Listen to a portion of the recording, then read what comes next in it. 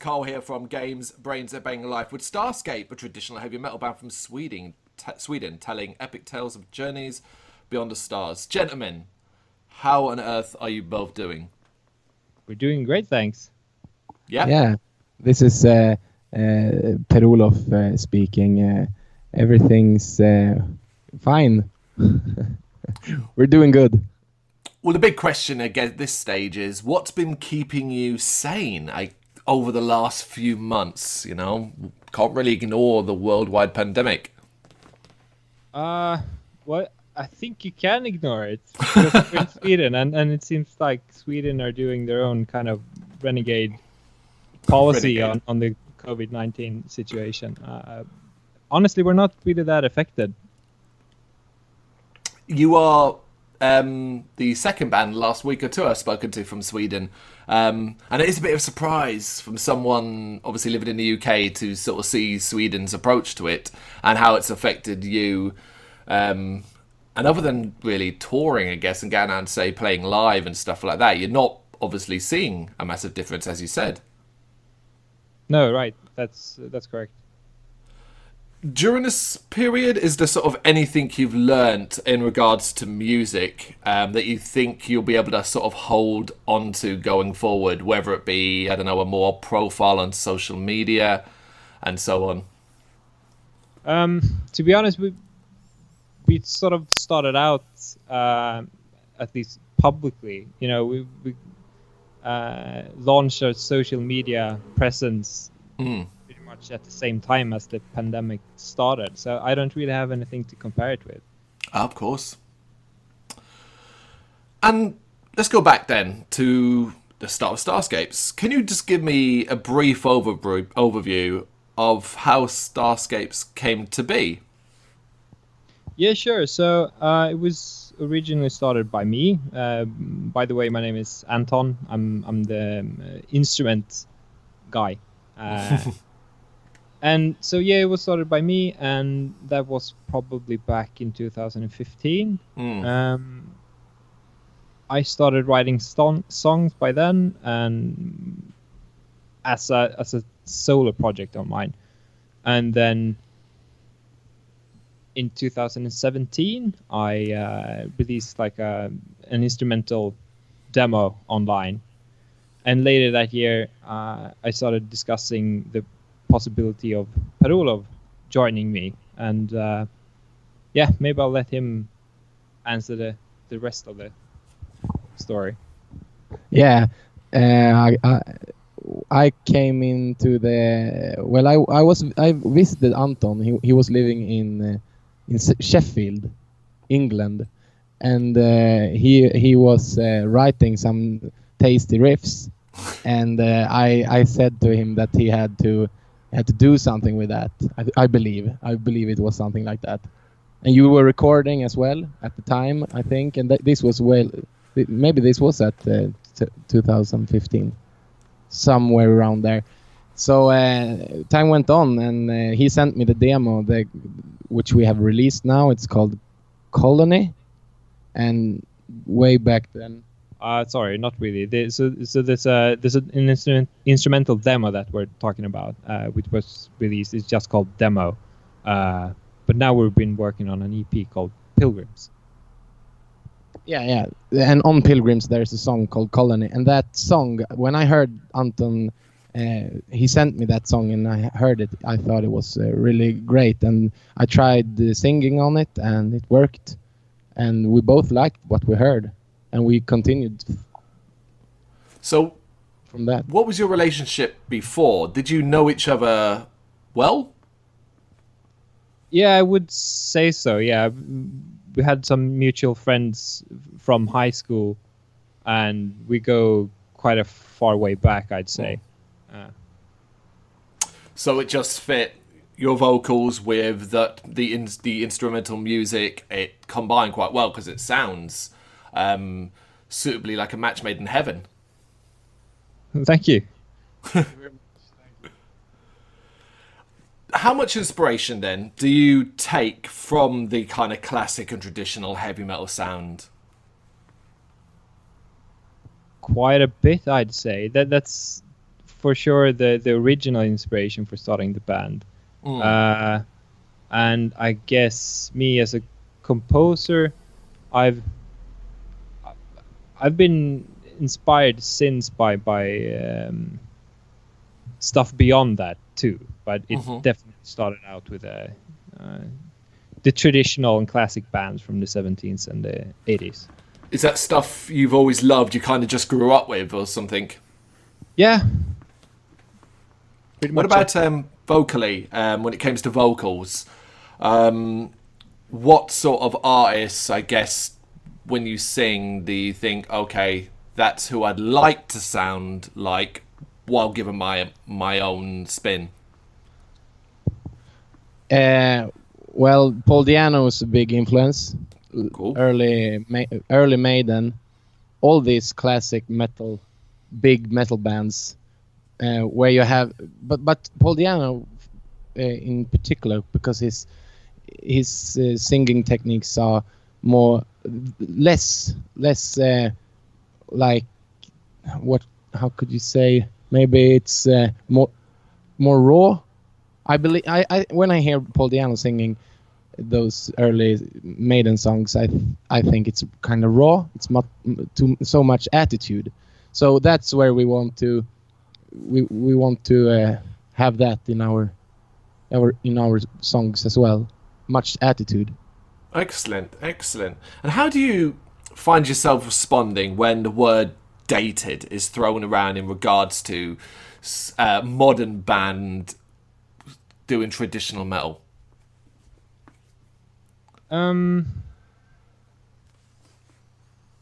Well, when it comes to quality of the so-called up-to-date bands, I'd choose dated over that any time of the week. I guess that would be my answer. Yeah. Okay. Well, metal fans love subgenres. We love breaking music down and squirreling it off into its own section. It's pretty much a requirement for any band to sort of say where you belong, whether you want to or not. Yet a lot of time, it kind of causes preconceived ideas about what you are, which I think does apply to Starscapes. Do you care much about that? I guess if someone hears, oh, you play traditional heavy metal, and then dismisses you immediately without giving you a chance. I guess it's their loss. Yeah. But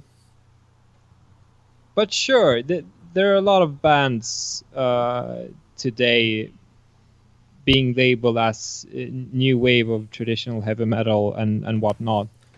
And it'd be a pity, for sure, if we were dismissed solely on the reason by being lumped together by with all those bands, because I guess with all movements of subgenres, there's only a few.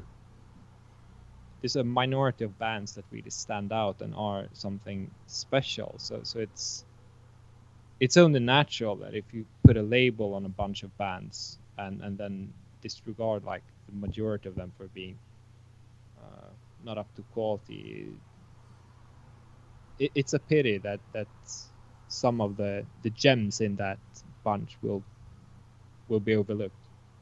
Absolutely. It's kind of like you're forced as well, really, to put a label on yourselves.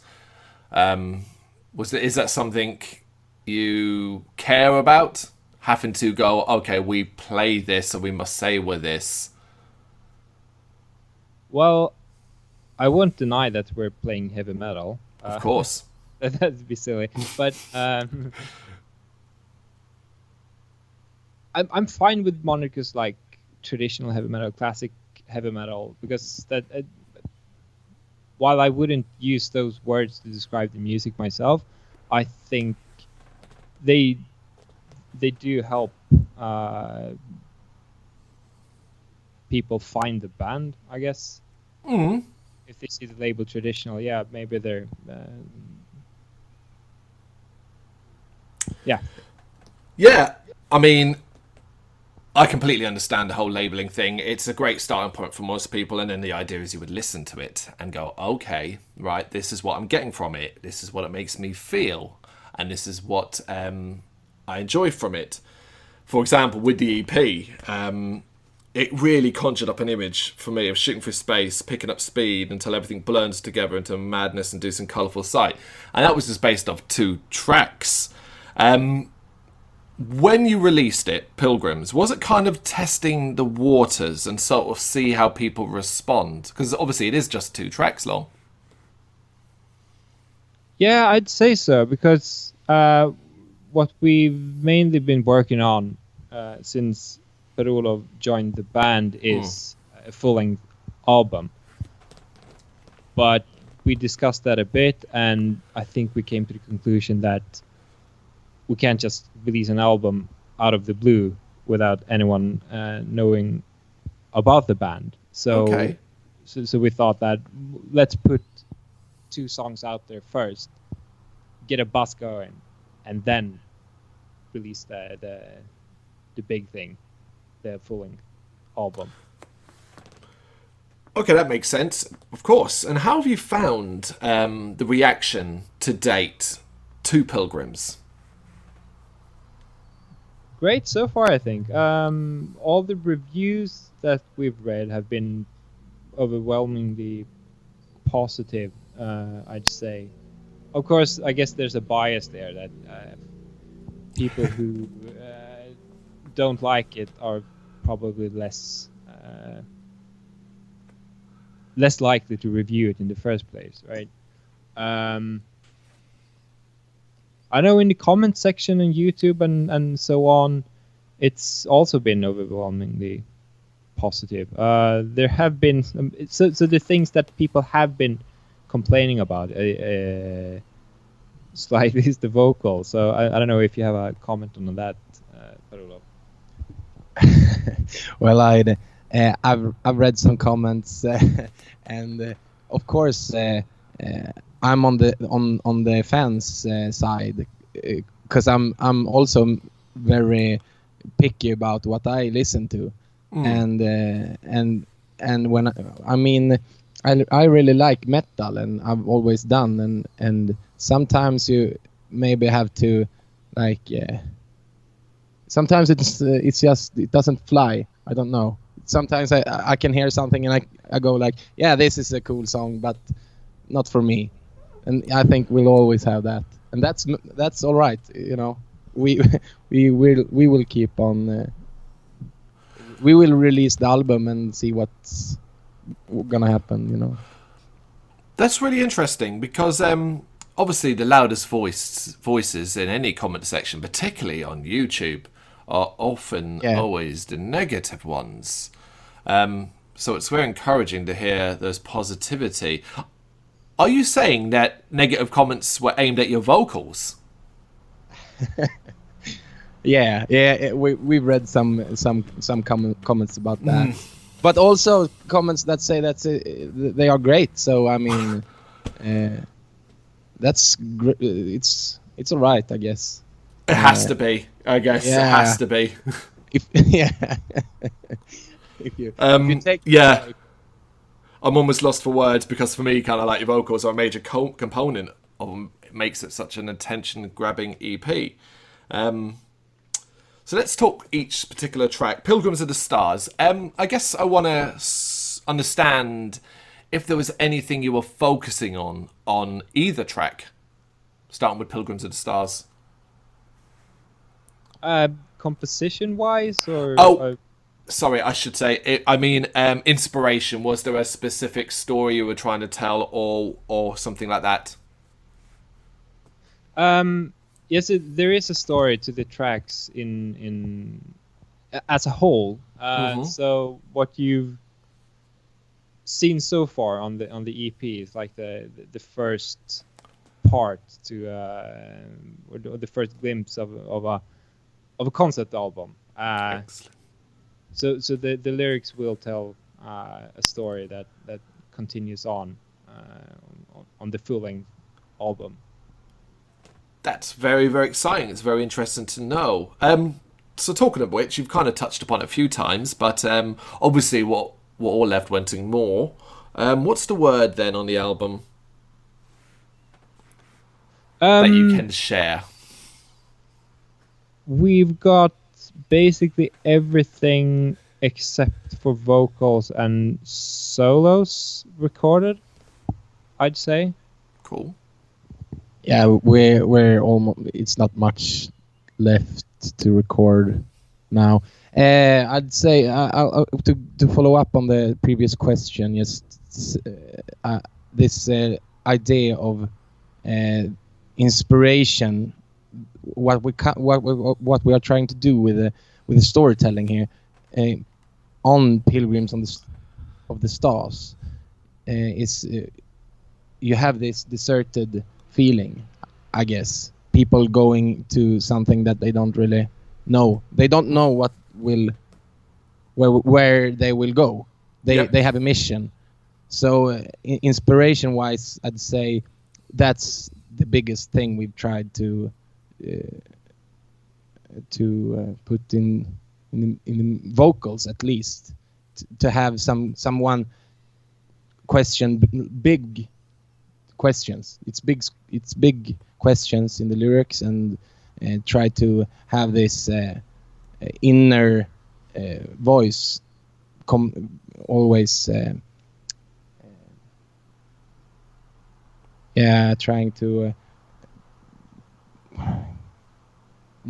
the moral code of the people. You have one guy that tries to put everything together when he's all alone with his crew.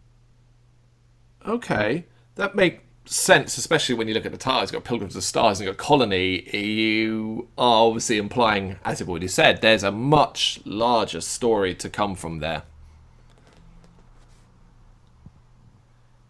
Yeah, that's right.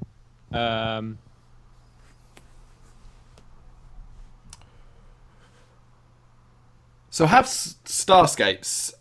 You had the chance to perform live. Is that something you want to do? Or is it something you're planning for the future? We don't have anything planned at the moment. So conveniently enough,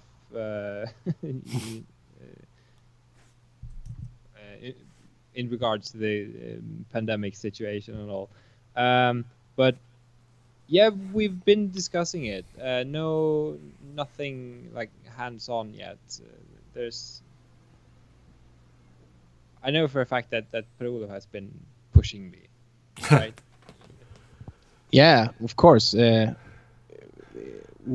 are discussing some ideas about doing it, and but right now we are focusing on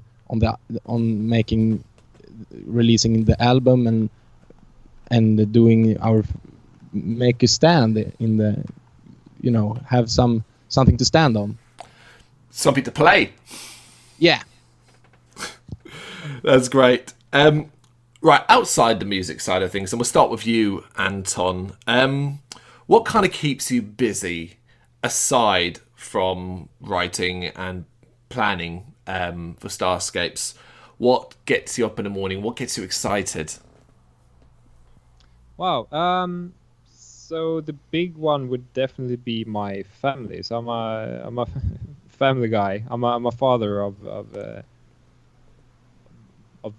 2 children and Awesome. And a bonus daughter as well. So that's definitely the most time-consuming aspect of my life as of now. But outside of that, I'm a big fan of reading. Cool. Like anything specific? Any style? Are you more fiction, non-fiction? I try to read like every other fiction and non-fiction book, because otherwise it will just be non-fiction. Yeah. It's easier to start non-fiction books for some reason, but I try to like complement that with classical literature. Like the big books featured on lists of the best books you're supposed to read before you die. That kind of stuff. Absolutely. Work your way through them. That's brilliant. Bruno, what about you? Well, I'm not a father. I'm with my girlfriend, and we have I have lots of time home, so I really enjoy the days when I can focus on the studio. You know, that's where I am right now. Okay. So living some kind of dream where you can sit in the studio. That's great. I love it. The rock star dream, just without the mountains of cash and drugs. Exactly. Yeah. No drugs. Just cash. All right. This time next year, where would you like to see Starscapes be? Realistically. Well, we would definitely like for our debut album to have been released. Cool. Hopefully by label, you know, with the physical releases and all of that stuff. And realistically, I think that album number 2 would be well on its way. We're composing stuff for that as we speak. So yeah, if recordings of that album hasn't started, then at least it should be finished composition-wise. That's brilliant. I love the goals. It's straightforward. It's something more than doable. Yet it will show the growth, as you say, to get that album out and then have number 2 in the way, and everything else comes in between. Thank you very much for watching. You can check us out on gbhbl.com as well as on Facebook, Instagram, Twitter and Tumblr.